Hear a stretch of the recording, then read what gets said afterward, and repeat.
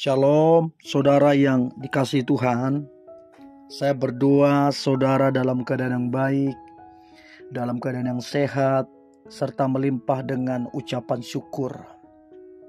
Firman Tuhan hari ini, bebas dari dendam. Sebelumnya mari kita berdoa.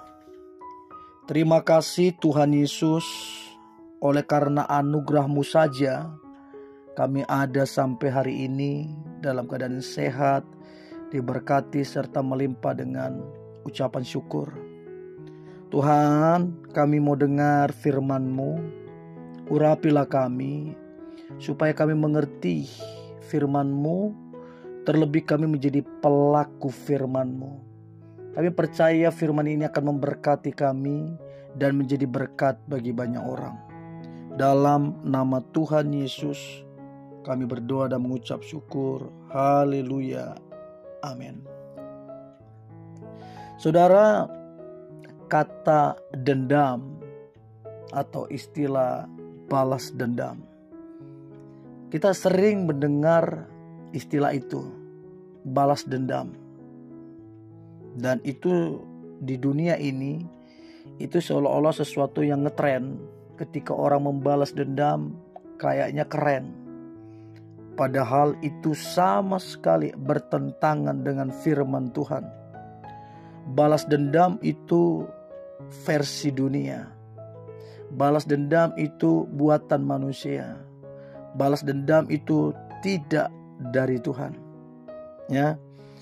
Saudara, apapun yang menyakiti hati saudara, apapun yang mengecewakan saudara, saudara tidak boleh dendam. Tidak boleh. Mau sesakit apapun itu. Karena itu sekali lagi tidak sesuai dengan firman Tuhan. Tuhan tidak mengajarkan kita untuk balas dendam. Imamat 19 ayat 18. Imamat 19 ayat 18. Janganlah engkau menuntut balas, dan janganlah, Alkitab bilang, menaruh dendam terhadap orang-orang sebangsamu. Melainkan apa saudara? Kasihilah sesamamu manusia seperti dirimu sendiri. Akulah Tuhan. Jadi ayat ini jelas memberitahu kita tidak sepantasnya melakukan pembalasan dendam. Memang jujur gak mudah. Kita berkata kita kan masih manusia segala macam. Tapi kita gak boleh berpatokan kepada kalimat itu, kita kan manusia segala macam. Kalau kita berpatokan pada kalimat itu, maka kita tidak akan bertumbuh kerohaniannya. Kita tidak akan mengalami Tuhan dan kasih-Nya. Jadi memang gak mudah. Tapi kebenarannya adalah saudara tidak boleh membalas dendam. Tidak boleh. Ya, apa yang harus dilakukan? Ya, melepaskan kasih. Sama seperti Yesus disalibkan, dicambuk, dipaku. Terlalu mudah bagi Yesus untuk membalas dendam. Tapi yang Yesus lakukan, dia teriak, Bapa, ampunilah mereka. Kita diajarkan itu. Amsal 20 ayat 22.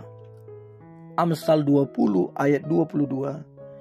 Janganlah engkau berkata, aku akan membalas kejahatan. Nantikanlah Tuhan, Ia akan menyelamatkan engkau. Yang namanya dijahatin, diusilin, dikecewakan, dibohongin, itu memang membuat hati itu sangat sakit. Apalagi dari orang-orang terdekat kita, itu sakit banget. Itu yang membuat emosi kita itu tambah memuncak. Nah, tapi yang perlu kita ketahui adalah nantikanlah Tuhan dikatakan, Ia akan menyelamatkan engkau. Artinya Tuhan tidak tinggal diam. Tuhan tidak membiarkan engkau begitu terus. Dia akan menyelamatkan kita. Amsal 26 ayat 27. Nah, ini penting sekali untuk kita ketahui. Siapa menggali lubang akan jatuh ke dalamnya. Dan siapa menggelindingkan batu, batu itu akan kembali menimpa dia. Jadi dendam adalah sama. Waktu kita dendam, kita sedang menggali lubang dan kita akan terjatuh di dalamnya. Waktu kita dendam itu sama dengan kita menggelindingkan batu dan batu itu akan menimpa kita. Jadi rasa dendam itu akan berimbas kepada kita, kepada keluarga, bahkan teman-teman kita. Jadi jangan gali lubang yang sifatnya merugikan. Mungkin belum nampak saat ini, tapi cepat atau lambat kita akan jatuh pada lubang yang kita gali itu. Roma 12 ayat 17 sampai 19. Roma 12 ayat 17 sampai 19. Janganlah membalas kejahatan dengan kejahatan. Lakukanlah apa yang baik bagi semua orang, sedapat-dapatnya. Kalau hal itu bergantung padamu, hiduplah dalam perdamaian dengan semua orang. Saudara-saudaraku yang kekasih, janganlah kamu sendiri menuntut pembalasan. Perhatikan baik, jangan menuntut pembalasan, tetapi berilah tempat kepada murka Allah, sebab ada tertulis, pembalasan itu adalah hakku. Akulah yang akan menuntut pembalasan, firman Tuhan. Seringkali kita ini gampang marah, langsung mendidih panas hati kita, karena mungkin kita digosip, difitnah, ditekan, dijelek-jelekkan, direndahkan. Kita begitu marah. Apalagi yang melakukan itu adalah orang terdekat kita. Kayaknya wajar banget, normal kalau kita marah. Padahal firman Tuhan bilang, janganlah kamu menaruh dendam ataupun amarah.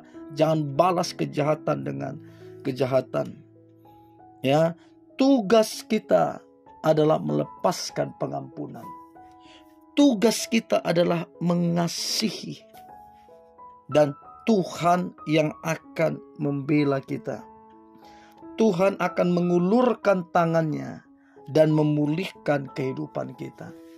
Saudara, jangan dendam. Itu tidak baik untuk saudara. Itu akan merusak banyak hal. Itu akan memperlambat pertumbuhan rohani saudara, dan itu akan merugikan saudara. Lepaskan pengampunan, maka kehidupan akan mengalir. Lepaskan pengampunan, berkat akan mengalir. Lepaskan pengampunan, sukacita akan mengalir. Lepaskan pengampunan, kebahagiaan akan mengalir. Mari kita berdoa. Terima kasih Tuhan Yesus, atas anugerah Tuhan kami mendengar firman-Mu untuk kami bebas dari dendam. Firman Tuhan bilang, lepaskan pengampunan. Jangan membalas kejahatan dengan kejahatan. Sebab Tuhan adalah pembela kami. Tuhan membela hak-hak kami. Dan Tuhan tidak pernah terlambat menolong kami. Terima kasih Tuhan Yesus.